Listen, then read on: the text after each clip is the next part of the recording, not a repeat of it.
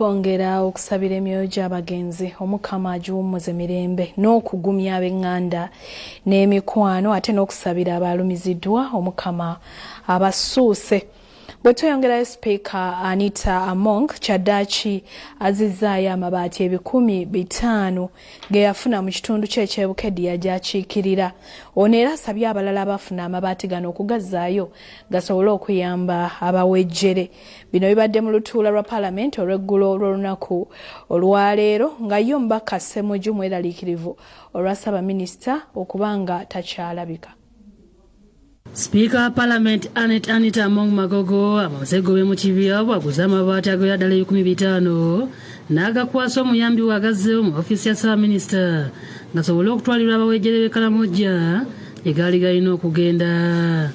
Bw'abadde aggulawo olutuula lwa Paalamenti, Anita Among Magogo ategeeza ababaka nti ekimutuusizza okugula amabaati gano akizudde nti yagafuna mu bukyamu kyokka nga yagafuna mu constituency ye yagawa amasomero ga gavumenti mu bitundu by'e Bukedde wabula oluvannyuma olw'okukizuula nti amabaati gano si yali omutuufu ate okugafuna kwe kusalawo agagula agazeeyo. Since it was not allocated to my district, but also the iron sheets were given already out, I have decided to buy 500 iron sheets and give it back. I have sent my personal assistant to take back the iron sheets to OPM. Kinajjukira nti yavuddeko Sipiika Among yategeeza Paalamenti nti yafuna akasimu okuva mu constituency gy'akiikira e Bukedde ng'ategeezebwa nga bwe yali afunye amabaati okuva mu ofiisi ya Ssaabaminisita gaweera ddala 500 naye kwe kubalagira ogatwala ku masomero ga gavumenti egasereka ebibiina ebiri mu mbeera embi. I got a call that iron sheets have been brought,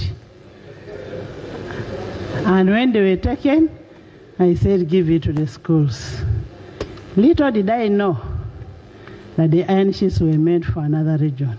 Ababaka ba Paalamenti ab'enjawulo basiimye Sipiika olw'ekikolwa ky'akoze ng'omukulembeze ne basaba n'abakungu ba gavumenti abalala okuli ne baminisita okulabira ku Sipiika bazeeyo amabaati g'abawejjere.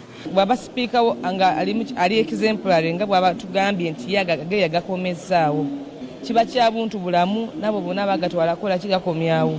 Kirungi tusaba nti n'abalala nabo bamulabireko bakubirwa amabaati naye ekyo tekibajjaako musango kubanga amabaati bagatwala mu bukyamu. Kitwa essanyu okuba nti Sipiika wa Paalamenti ya Uganda yasazeewo abeera ekyokulabirako.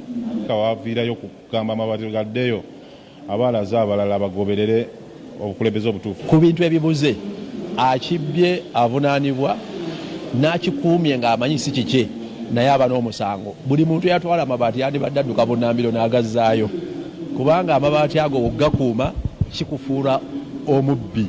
Ekyo kitulaze nti bingi nnyo naddala mu bukenuzi ebigenda mu maaso. Kikulaga nti system za gavumenti tezikola era twetaaga okucheckinga system. The other assurance we want to give is that for our people in Karamoja, whatever had been pledged to be given to the people of Karamoja in the names of iron sheets or goats and other items shall be supplied. Wabula mu lutuula lwa leero omubaka w'ekira Ibrahim Ssemuju Nganda alaze obweraliikirivu oluvannyuma lw'okubanga amaze ebbanga nga talaba ku Ssaabaminisita n'atya nti yandibanga ali ku poliisi olw'ebifulumidde mu lupapula New Vision olunaku olwaleero.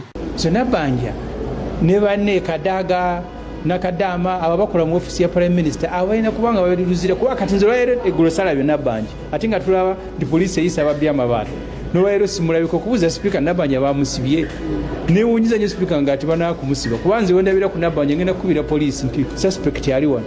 Bino ebijjidde nga akakiiko ka Paalamenti akola ku nsonga z'obwa pulezidenti akulemberwa Omubaka Jessica Babiku kakyagenda mu maaso n'okukola okunoonyereza ku muntu ky'omutuufu eyaviirako emivuyo gy'amabaati okugenda nga gagabira abantu abaali batalina kugafuna. The Committee of Parliament, the IGG, the Anti-Corruption Unit of State House, as well as police, has started taking statements from the people involved. So as of now, we are waiting for those investigations to be completed and then action will be taken. Bino ebijjidde ng'olunaku olw'eggulo sipiika y'omu yategeeza palamenti nti minisita w'ensonga z'ekkalamojja Maria Goretti Kitutu alina okwetikka omusalaba gwe kubanga mpawo yamusaba ku mabaati gano ng'abantu bageekanga nga bwekanzi nga bagafunye. And I've said several times, everybody must carry his or her own cross. Rachel Nakasi, nobody utaleba kusakidde eggulu lino. Nabino nga taliiko nfoofu. Tulina ebikozesebwa eby'omulembe eby'enjawulo.